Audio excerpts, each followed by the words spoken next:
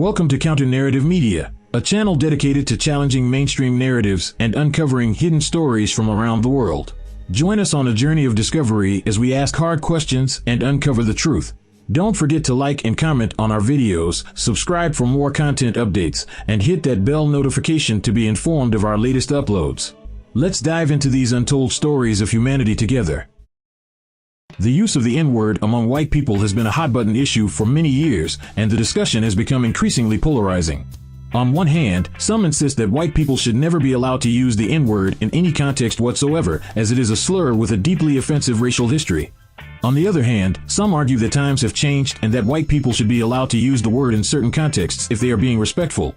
This debate has recursive implications about race relations, free speech laws, and cultural acceptance. The history behind the word is undeniable. It comes from centuries of oppression and hate against African Americans.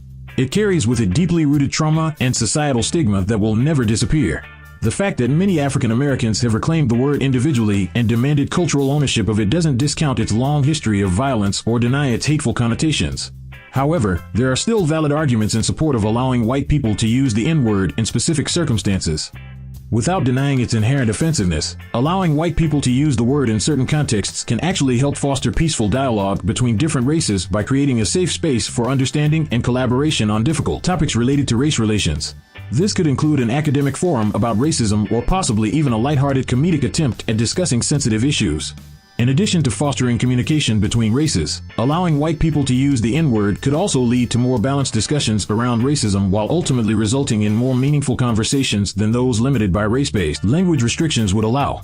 Without those restrictions, everybody would be able to speak openly about their experience with racism without fear of abusing another person's right not to hear certain words or terms repeated aloud.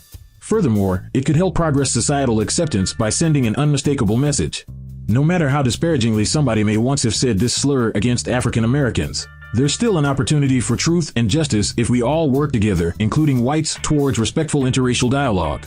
By starting this conversation through civil discourse instead of censorship or reprimand, we can create an environment where we can heal from centuries of racial inequality rather than shut out members of either side from participating in constructive conversations about it. Given these points taken into consideration, it becomes apparent that although caution should always be exercised when bearing this word's weighty past on our necks and tongues, allowing white people to use the N-word could lead us closer towards bridging gaps between different races, something society needs now more than ever. Thanks for watching this video from Counter Narrative Media. We hope you enjoyed it. Be sure to like, comment, subscribe, and hit the bell button to keep up with all of our content. Your support makes our mission of pushing back against mainstream thinking possible. Until next time, stay informed and join the Counter Narrative.